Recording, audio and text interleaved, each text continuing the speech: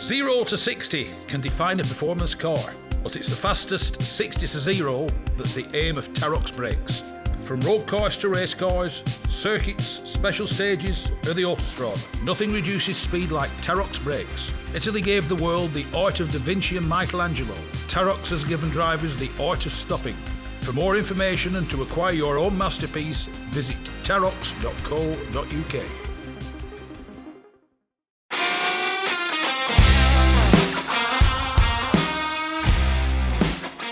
Yes, it's me, Mike Stone, and this is the Backseat Driver Podcast.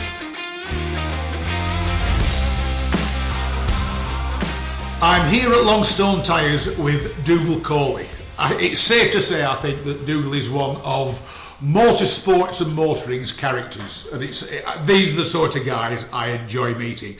I met Dougal a while ago down at Mallory Park at the Vintage Sports Car Club meeting, because Dougal is the man behind the famous Longstone Tyres. Dougal, welcome to the Backseat Driver Radio Show. Hi there, how you doing? Yeah, I'm a purveyor of unusual rubber equipment for a gentleman to pleasure himself with at the weekend. Yes. I mean, what better slogan could you come up with than that? Anybody who drives a veteran car, a vintage car, or a classic car will know of Longstone Tyres, because you're the only company that supplies the correct tyres for, as I said, veteran, vintage, classic, and you now also do classic four-wheel drive tyres, which is never before known, really. How did all this come about? Well, I'm not sure that we're the only company that does it, but we certainly are. The most famous. We certainly are the best, obviously, by a long shot. Well, I don't know, I've always been into daft old cars. Starting off with going to VSCC race meetings with my dad and my uncle when I was a kid, and I suppose running cars in a term that we call bangonomics, which is just cheap old bangers, something to run around with, and the interest. You run it till it expires, then go and buy another one, don't you? Exactly, that was the thing. So I was running a business as a tree surgeon, and using a Mark 5 Cortina, 2-litre Pinto engine, and that's the car I used to use all the time. And I popped it on VSCC meeting every now and again, and a chap called Mike Hurst that used to run Longstone Tyres had simply put an A4 piece of paper stuck on the front of his tent, just sort of advertising his business for sale, because he was getting on a bit and he wanted to retire. So I worked with him for that summer, because it was at April Silverstone I met him, and I worked with him for that summer and learnt my trade. And then next thing we know, I sort of took the business on from him back in 1999. It was October 1999, and then I've not really looked back from then, because what's lovely about what I do is, other than the sort of business running and things like that side of things, I spend most of the time on the telephone talking to people who've got similar interests to me, and they ring up and they want to talk about their tyres for their cars, but it doesn't just stop there. We end up bantering about all sorts of rubbish old stuff and discussing, cars that we've got an interest in that probably should have been waded and scrapped 20 years ago, but the fact is that we love them, and it's the passion side of it that makes it so much fun. And I'm talking to people about things that they love and they enjoy, and that I also love and enjoy. So, it's. And at the end of the conversation, you're selling 4 tyres. Well, occasionally they bring up and end up telling me they don't want to buy new tyres once they've got perfectly fine. But no, often we do end up getting their credit card details, which of course is the actual principle of things in the first place. But we always try to encourage people to buy what we know to be the best tyre for their car. It doesn't always work out like that, and sometimes people's purchase of tyres is driven by cost, which is not really the right way to choose your tyres, but we understand it. Yeah. So we'll offer people original equipment tyres, or period upgrade tyres, or simply something to keep the rims off the road. Yeah. But we will be honest with you. And if you want to buy white wall tyres for a British sports car, you will have to undergo several layers of insults and slander before I'll actually stoop to taking your credit card details off you and flogging your white wall. But really, when it boils down to it, put a proper tyre in your car and you'll enjoy driving it more. They last for a while. you'll enjoy the tyre long after you've forgotten the credit card bill. So, buy the good stuff and use your car the way it should be used, and they do make a big difference. Where does the name Longstone come from? Well, Mike Hurst, the fine old chap that I took the business over from back in 1999, used to run the business out of a village called Great Longstone in Derbyshire. Right. So you moved it to Bowtry in Yorkshire. Yeah, we thought we'd upgrade the glamour of the place, moving near Doncaster into the sun-kissed climes of the Yorkshire Riviera. Do you think it's had any benefit to the business moving it to? I guess accessibility is quite good because we're 3 miles from the A1. Yeah. The road you got stuck in on the way here. Yes, it was an entertaining drive here. So Donny's quite well known for its communications. Really, the M18 is not very far away. A1's not very far away, so people can get here. They can come via the Idle, or train if they want as well. But no. So we're relatively accessible in Bowtry. We've got a decent yard and we've got plenty of space to store tyres. So we've got a lot of tyres in here, and we try to sell. We don't sell all of the tyres for classic cars, but we sell all the best ones, and we keep a large stock of them. And more often than not, if you're after something, we'll probably have it on the shelf. Yeah. And if you actually come to see us, then we'll be able to show you the tyres that you're interested in buying and show you the alternatives, and you can get your hands on them and see if it really is what you're after, rather than you just come and buy what we tell you to. Yeah. There are choices. There are choices, and we like to be able to show people the difference while they're here. I mean, the thing is, a lot of the tyres to look at, especially the tyres for the vintage cars, look as they did when the cars were, shall we say, current cars. I conclude the technology of the tyre has moved on. It might look like it did, but it has moved on. It's newer compounds and everything else. Well, so the technology within the tyre has moved on. Some of it's beneficial to us with classic car tyres. So build quality these days is far better, and the quality control systems that factories have in place to make sure nothing faulty ever leaves the shed. So you just don't see as many tyre blowouts on the side of the motorway as you used to do. Yeah. And I conclude punctures, because the one thing is, anybody who watches Creatures Great and Small, the proper one with Christopher Timothy, one of the main complaints was, we've got another flat tyre. And back in those vintage days, tyres popping wasn't an unusual thing, was it? Well, but you see, it's all down to driver skill, because you've just got to swerve around those nails. Keep around where you're driving. So yeah, on that front. So when you're in the olden days, when you were driving on loose surface roads all the time, you'd run at a lower tyre pressure to protect your car, absorb the shocks of the road a bit more, and the knock-on effect of that is that it nibbled and ate your inner tubes, and you suffered more punctures. Yeah. So, the inner tubes aren't in modern cars, but if you're running wire wheels, you need inner tubes. They do make tubeless wire wheels these days, but put an inner tube in anyway. Yeah. Put an inner tube anyway. And if you've got a tyre that's a full profile tyre, cross-ply tyre, or a 70 profile tyre, you can always put an inner tube in it. Yeah. But if you've got a lower than 70 profile tyre, you're not supposed to put an inner tube in it. However, if you're running a lower than 70 profile tyre on a wire wheel, you're running the wrong technology and it will not handle as well. Which brings on to the other side of the modern technology in tyres. So, tyres these days are sort of better because they have a bigger, wider footprint in relation to the actual tyre, which gives you more grip, sort of. But it only gives you more grip if you have a chassis of your car that will actually present that footprint to the road in the proper manner. Yeah. So I don't know how else it's going to come out on radio, but an old car, the wheel of the car would stay parallel to the side of your car. Yeah. So as the car rolled under cornering forces, so would the wheel. So the point of the tyre that was in contact with the road would roll around the shoulder of the tyre. So if you look at classic car tyres, they've got more rounded shoulders to them instead of a more sharper corner to them.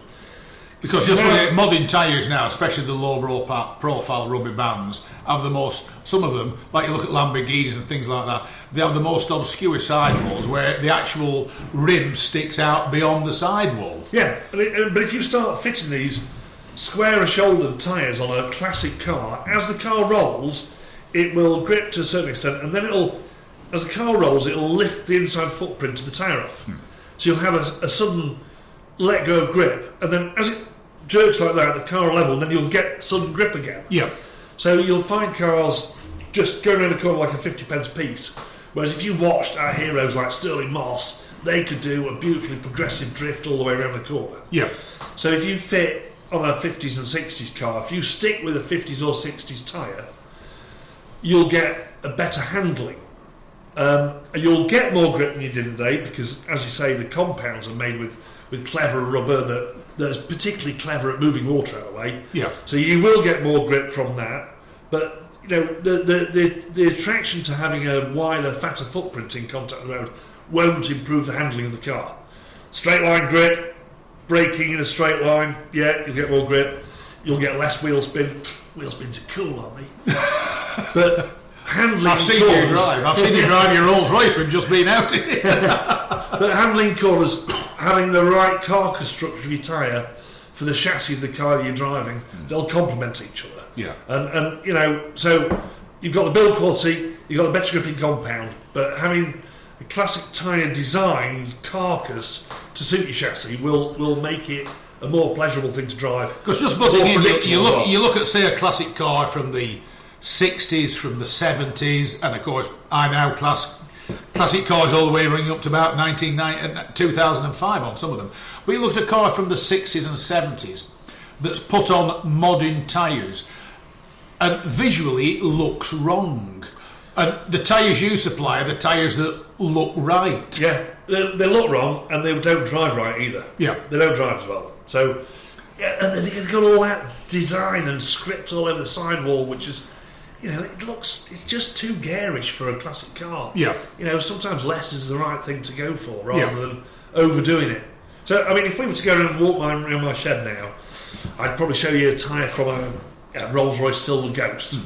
A sort of First World War era, pre-1924, they ran a tyre called a beaded edge, which would run on extremely tall rims, and it would be a very skinny, rounded tyre that's held onto the rim by having lumps of rubber on it, and they sort of fit into the hooky bit of the rim, pump up to 60 psi, and that's how that tyre stays on. So that was up until about 1924, and then throughout the rest of the 20s and the 30s, you'd run a normal cross-ply, and they would run, generally speaking, people didn't go down to 16-inch wheels until late 30s. Because that's the other thing. I mean, I have a friend who runs vintage cars. Occasionally I'll say, can I say it runs on Longstone tyres? Of course it does. What a fine quality tyre. His Austin 7 runs on what basically are motorcycle sidecar tyres. And the Riley runs, as I said, on the appropriate. And it's a case of what pressure do you run them at? And the answer is, well, until you can't get any more air in the things. And that's the interesting thing. Yeah. Pressures didn't seem to really exist back then. Vintage period for the 20s, things like that. Those Austin 7s, I run mine at 30 psi, and I do the same with the Riley at 30 psi. But they're tall, skinny tyres. So for an Austin 7, until we made our tyre, the best tyre for that was actually Avon made a motorbike sidecar tyre. So motorbike sidecar tyre is different to a motorbike tyre. So motorbike tyres don't cope with side forces. Yeah. So you go around the corner on a motorbike, you lean, and it's not side force. So a sidecar tyre is a very different thing. It got a bit more carcass structure to it. Yeah. So the sidecar tyre was the Austin 7 tyre of choice, and then we went and made some Longstone tyres. We got hold of an original Austin 7 tyre from from one of the enthusiasts, because we're kind of involved in the scene.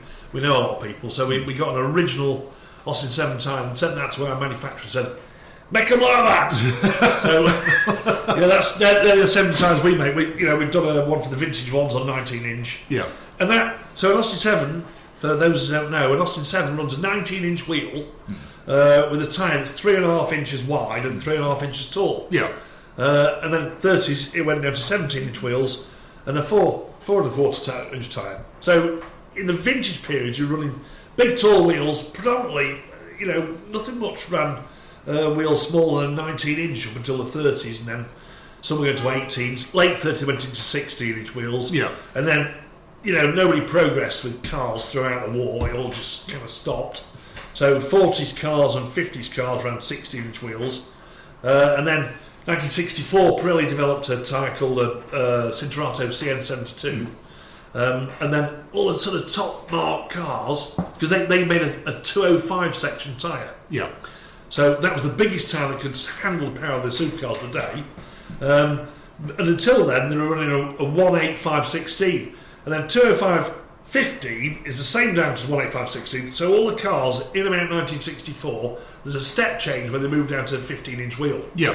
And then things developed along that route. And then, of course, you get to sort of like the late 70s where the rim size starts getting bigger again. And the sidewalls drop. Sidewall height drops. Yeah. So you keep the diameter the same. So there's been a bit of a turnaround in Because in many size. ways, like you were saying, on 15-inch rims, 16-inch rims, the tyres and the, shall we say, quite deep and chubby sidewalls formed part of the car's suspension in many ways. It was like they gave this nice soft ride.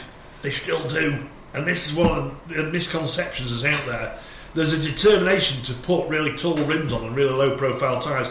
It's affecting the ride of your car. Your car does not give you as comfortable a ride as if you've got another inch of sidewall height on. Yeah. So you buy a modern Merc, and it probably standard equipment, it's probably a 16-inch rim. But these days, of course, they'll offer you some AMG 18, 19-inch rims, 20-inch rims with skinny little low-profile tyres on, and then the ride is not as good as if you stuck with the standard stuff. It turns out they probably did a bit of testing. Yeah. They probably tested and thought, ride's nice on that 16-inch wheel, but they'll flog you a wheel because you can make a load of money out selling wheels. And, they'll look cool with big wheels. It's a fashion thing. But really, a taller sidewall will give you more comfort. The derogatory effect, and one of the advantages that a lower profile tyre will give you is a bit more directional stability. So, overly tall sidewalls, you get a little bit more wandering, but on a modern tyre with those wide rims, it's not a problem. You are sacrificing comfort for the look. Now, the one thing we were talking about, you're talking about Pirellis, and that even Ferraris in the Ferrari Museum that run on classic Pirelli tyres have all come wandering through you, haven't they? Well, it's not a bad thing, is it? Bit of northern commerce. Bit of Yorkshire. So when you go to Maranello and look at the classic Ferraris, all the tyres have all come through Yorkshire.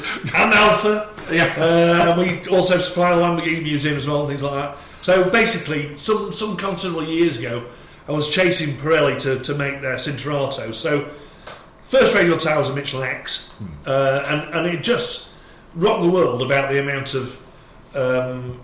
It was designed really as much as anything for greater longevity.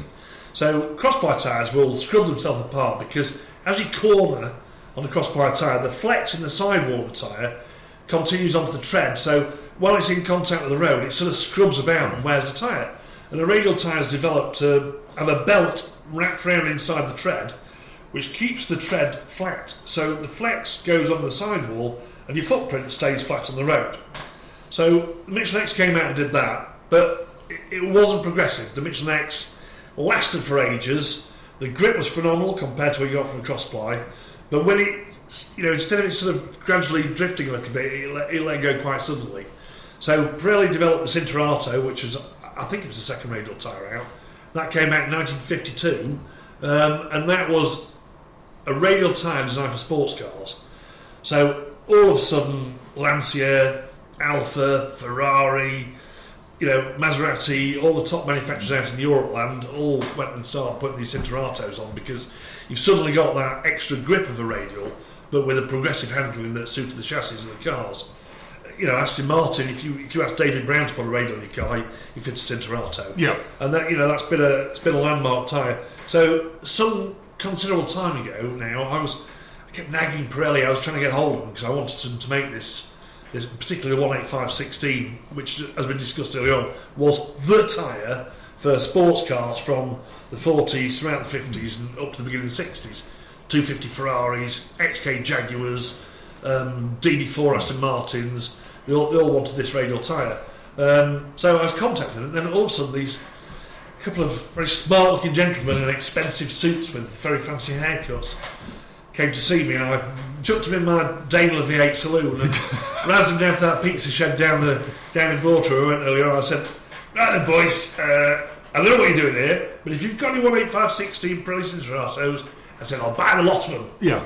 And they went, oh, yeah, we've got loads. So I bought the lot, and we've continued the deal with Pirelli since then, and we distribute them all over the world. Yeah. And for that period of car, the Pirelli Cinturato was the bee's knees, and then the next big landmark in 1964 was this bigger 205/15, the biggest tyre a sports car could handle. So we got them to make that. That'd be I don't know, 10ish years ago, something like that. And since then, the range has developed. We've just had the tyres made for the VW Beetle Cabriolet. Yeah. The later ones, they've just made those for us. We've had the Lamborghini Countach rear tyre made, which is just ridiculous. Big. You need a tyre that big for it. It's just silly. You need two of them and all, don't you? Because it's a Countach. Yeah. We want it all. So they've made us a few tyres, and it's going really well with them. And we're distributed all over the world. So if you do go to Ferrari's museum and you see some Cinturatos on a 250 GT California Spider, they've been to Donny first. They've come through Yorkshire. They have. Now, the whole thing is, they're currently they're being advertised in lots of the magazines. You're now doing classic 4x4 tyres. Yeah, so that's the thing, isn't it? I mean, who'd have thought it? It wasn't that long ago with your two-door Range Rover was worth 10 pencils. Who wanted one of those? Yeah. But I mean, they've always been. You shut the door, and the rest of the car fell in bits. Yeah, they've always been a cool thing, but they're becoming interesting again. And Jaguar Land Rover are a moving company now, and they're showing some interest in the heritage. So they're looking after these things, and Michelin, bless them, have stepped up to the mark, and they've come out with the original 205/16X M&S. Yeah. So we've got a suitable tyre, and again, it's down to that thing. The carcass structure suits the car. They go together. Do you find that the vehicle will actually off-road better on its proper tyres? Yeah, but I mean, if you were... if you're up to your axles in muck and everything else, really doesn't matter what you've got on it. If it's going to get stuck, it'll get stuck no matter what tyres it's got on it. I mean, in all fairness, you would have a tarmac tyre and an off-road tyre, but we're not going to swap tyres in between the two, are we? So, as a road and off-road tyre, that Michelin X M&S will work as well as it possibly can. They work together well. They're made to go together. So, it's worthwhile putting a good tyre on your car and the right thing for it. So, having the right tyre on the right chassis. Would you put Nora Batty's leggings on Marilyn Monroe? No. Now, the interesting thing is to return to the tyres for vintage. You are a racing gentleman. The entire family seems to race, because you achieved something a few weeks ago that I don't think's been achieved before. You have 3 generations of one family on the grid at Mallory Park for the same race. I don't think it hasn't been achieved before, has it? I don't think so. No, I don't know about that, but I don't think so. Not in the Fraser-Nash race that we were in, for sure. But it was a lovely thing to do, and so we are very much advocates of the Vintage Sports Car Club. So the Vintage Sports Car Club... If you're listening, Tanya Brown, there you are. I told you you'd get a mention. Vintage Sports Car Club was they held the first post-war motorsport event. I think they were one of the first historic car clubs where they celebrated old vehicles. So, without the Vintage Sports Car Club, I probably wouldn't have a job, because they virtually invented old cars. Yeah. So, but without the Vintage Sports Car Club and without the tyre manufacturers that we deal with, these cars wouldn't be on the road. It'd be a piece of history that was forgotten. And the Vintage Sports Car Club hosts, all been well, 6 race meetings a year throughout the country, spread all over the place. They do about 6 hill climbs. They do about 6 trials. They do about 6 rallies. They do about 6 driving tests. These are spread throughout the year, throughout the country, and it offers a brilliant playground for pre-war cars to go enjoy. And they're nearly all on your tyres. Well, I hope so. I hope so. But it's fantastic. So what really is good about this club is it keeps those cars alive. People can go and use them, and as a result, they stay current. So you don't just get to look at a car and see what it looks like a museum offer you get the feel of it. You can drive it, you know, and you can hear it and see them in action and see the way they behave on the road, and there's a little bit more than just the simple history of seeing it in the museum, which is a fantastic thing, and the Vintage Sports Car Club really does a wonderful job of keeping this movement alive of the pre-war cars we enjoy. So I'm a big advocate. So, and the other thing they've done recently, which is again fantastic. So, in the interest in keeping our history alive, it's very difficult for young lads like my son Wilf to enjoy a pre-war car or do any form of motorsport because it's expensive. Yeah, I mean, motor racing is expensive as it is. Well, vintage, I'm not being funny, there's no real such thing now as a cheap vintage car, is there? Well, the Austin 7 that Wilf races now was £6,000. Yeah. He's put loads of time in it, and the plan with that is that that's affectionately known as the penetrator. The penetrator special, yeah. But the plan is he makes it his car, and he comes in and out with oil under his fingernails, he's been petrolling in the shed and things like that. But the Vintage Sports Car Club offer 50% race entry for anyone under 30. Yeah. To encourage people to come out and use our cars, which is great. So, there's this difficulty where, Grandad's got this car and he don't want to race it anymore because he's getting old a bit. But now he can let his grandson race it. Yeah. And they'll get cheap race entries. And vintage racing is probably as cheap as any, particularly for under 30-year-olds who get a half-price racing. But it is cheap because you fix your own car. And that's the big difference. And it's not about just buying the most expensive bits for it. It's down to the effort and time you put in preparing your car and making it work as efficiently as you can. And also being able to drive the thing. Yeah. But, it's a wonderful thing that, these old boys in the club are allowing their grandkids and their sons to race fantastic bits of machinery like that on the track. Yeah. And the Vintage Sports Car Club is facilitating that by doing half-price entry things. Yeah. I don't think you can get much cheaper motorsport. Well, I think one of the cheapest forms of motorsport is hill climbing, because if you do it right, it's actually. I was somebody was saying, if you do it right, you can do a full hill climb meeting for about £200. Yeah. As long as you don't hit a tree. Probably, yeah, that is the one thing. You won't collide with another car, but there's a solid object talking about. Yeah. But it's just a great organisation, the Vintage Sports Car Club. So what Longstone Tyres did at the Melbourne Park meeting. So under this terrible COVID problem we're having these days, there were concerns about whether they're going to be able to get people there and fill the grids.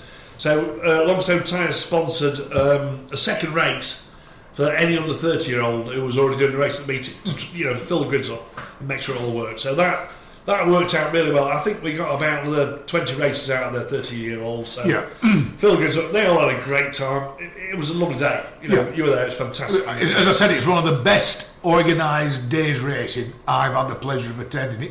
It ran like clockwork. Well, we'll get on with it. We're all mates. So social-wise, the Vintage Sports Car Club is a good tight-knit community. Yeah. We all look after each other. I've turned up at a race meeting before now, fitting tyres, and I've had some young lads come up with this knackered old Riley that they've got off the Grandad and they've struggled to get it on the road. And this is a good few years ago. It wasn't worth a great deal of dosh, and they'd done it on a shoestring. And they turned up to me out to have some tyres fitted, and the wheels were knackered. They got really badly loose spokes in one of the wheels. I don't think they understood. So there's meant to be more than 4 spokes in these rims, lads. But there they were with this 10 grand Riley, and there's this bloke over the other side of the paddock who I happen to know that an 8C Alfa, it was a 6C Alfa Romeo, probably worth £1 million, fits about the same wheels as this Riley these lads were racing. Yeah. So I went and spoke to the guy with the Alfa and said, "Can I borrow your wheels?" So these lads can go racing, no problem. Yeah. No problem. And off it went. So that's just the way the club works. And if your car breaks in the paddock, you'll be snowed under with people trying to help you. Yeah. We all want to get out on the track and go racing. It's a fantastic community. Yeah. And that's the one thing, interesting thing is, I conclude that, say I raced whatever, an Austin 7 or a Fraser Nash, the tyres that I would drive it on the road with are the same tyres that I would race it with. Yeah, vintage stuff, yeah. I mean, Dunlop makes some vintage racing tyres, but they're all road legal. Yeah. They're road legal. And if you want to go racing a vintage car, Dunlop racing tyres are the best. But the interesting thing is, I mean, Mallory, it became a little bit damp, only fractionally, but it's fascinating watching these cars because, given the narrowness of the tyres, they all drift round corners and they all need a quick touch of, shall we say, opposite lock just to bring them back nicely.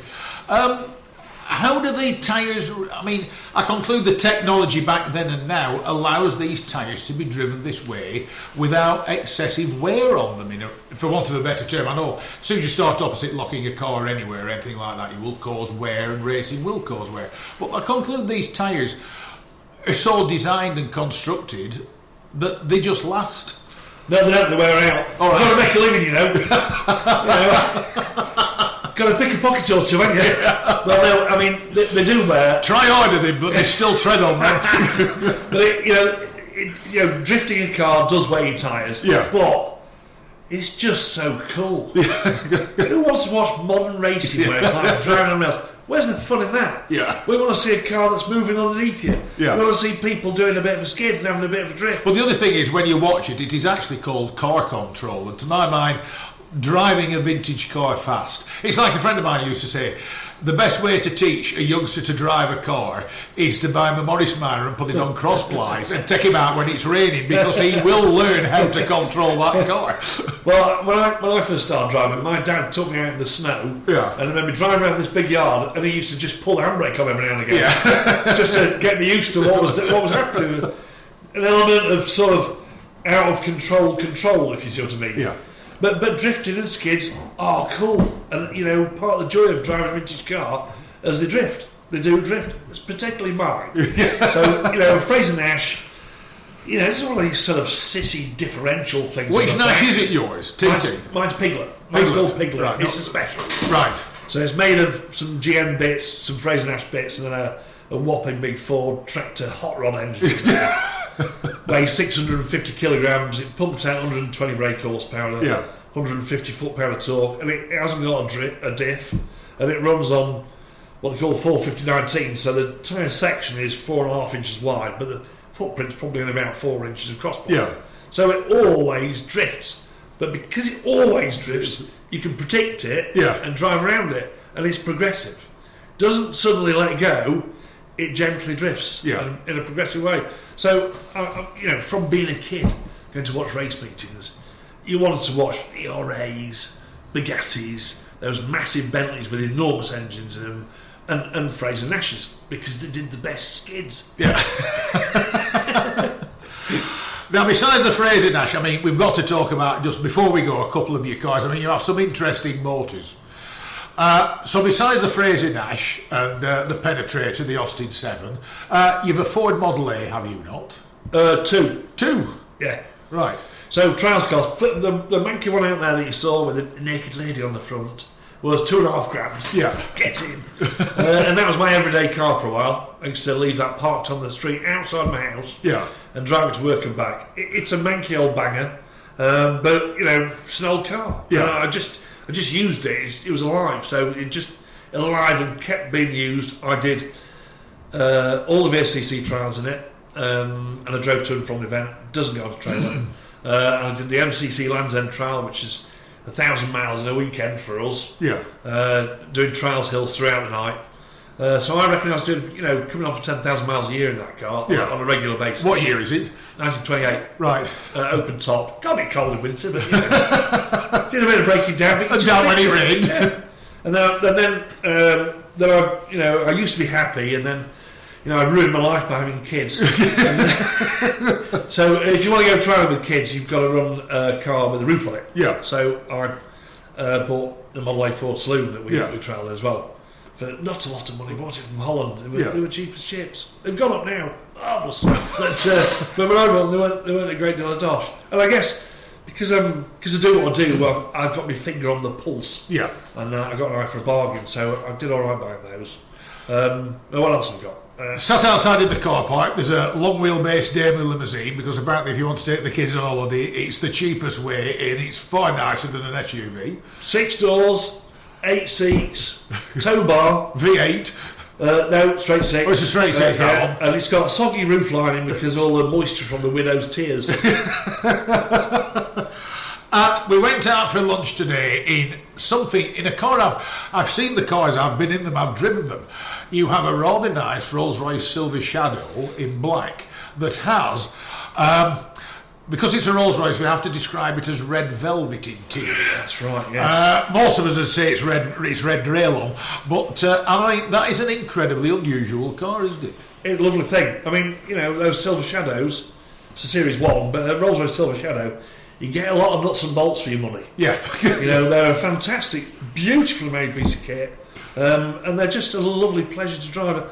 I still can't believe how much I like it. I bought it thinking I'd have it for a while and flog it on and just have some fun in it for a bit and move on to something else. But actually, here I am all these years later. My wife won't let me sell it because she says it's bow chicka wow wow is a technical term. So, and we just love They're it. just big, comfortable and powerful. I mean, they're not what you call frugal by any means, but they are big and comfy. And as I said when we were driving back from lunch, if you don't get a kick out of seeing the Spirit of Ecstasy, Eleanor Thornton up front, there's something not right with you. It's a lovely thing. So before I bought that, I had what they call a Bond mini car, which is a daft three-wheeler, silly little thing. Not the Bond Bug, not the wedgie one. Before that, and they got this aluminium casting on the bulkhead with one wheel on the front, and it got a motorbike engine and gearbox mounted on the front of the wheel. Because in those days, you didn't have to have a driving licence if you had a car that didn't have a reverse gear. Yeah, you were classed as a motorbike. That's right. So 16-year-olds could have a car. And to reverse them, they used to open bonnet and turn the job lock round. You just turn the steering wheel, it'll turn through 90 degrees, turn on your own length. You can open the bonnet and kickstart. Yeah, little Villiers engine, open the bonnet, kickstart the engine. Very cool thing. I loved it. And I flogged that and I thought, what are you going to do after you've sold a Bond mini car? Rolls-Royce. Buy a Rolls-Royce. What's quite an obvious thing to do. Yeah, and I had to go and have a meeting with Pirelli in Milan, and I thought, well, I've got to go and see. You didn't go in a Bond mini car, did you? No, I didn't go in the Bond mini car. No, I put all three kids in the back seat of the roller, and we drove it down to Milan. Yeah, and it was fantastic. Did 110 mile an hour on an autobahn. Yeah. Great fun. What an ace trip. It was a lovely thing to do. So the rollers kind of, it's part of the family now. And I don't think I've lost any money on it. I think, the money I've spent on keeping it serviced over the years, I think it's probably gone up by that much in value. Yeah. But I don't look at it like that. I look at it as a lovely old thing to drive around in. So I bought a modern car and I lost thousands of that in depreciation. And you got bored of it very quickly. And my roller is actually greener than buying a modern car because I'm recycling. So the emissions given out manufacturing a car are enormous, and people don't consider that when they're talking about the efficiency of a modern car. So, the batteries that they're using to make these things they're dreadful. The chemicals in there are awful. Yeah. It's not fully dealt with. All the stuff that you're not supposed to make in the EU, well, just buy it from a different country. Yeah, where you don't have the same regulations. Yeah. I mean, granted, the problems with cars' emissions is really when you're in a city and you're there smoking away in a highly populated area. And the production and manufacture of cars done out of cities and things like that.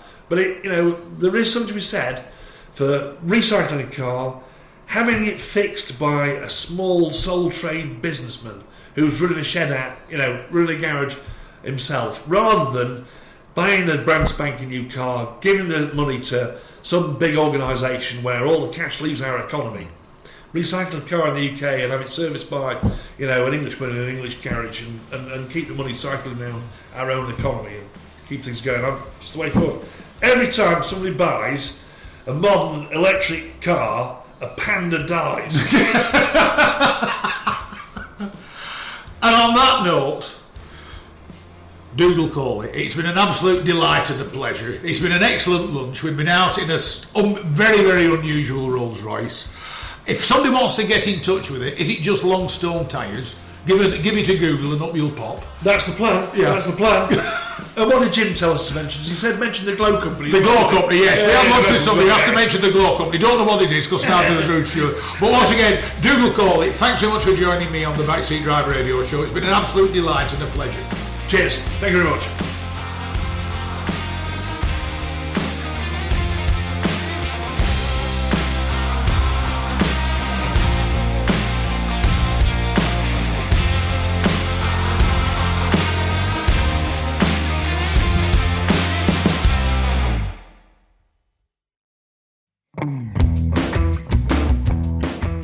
Rarely beaten on price, never beaten on service. Whether it's cars, bikes or commercials, Hoddy Tyres are the best in the business. And when it comes to tyre expertise and advice to supplying the correct tyres for your vehicle's specific requirements, nobody comes close to David Lakin and the Hoddy Tyres team. So give them a call on 01200 613 192 or visit the website at hoddytyres.co.uk.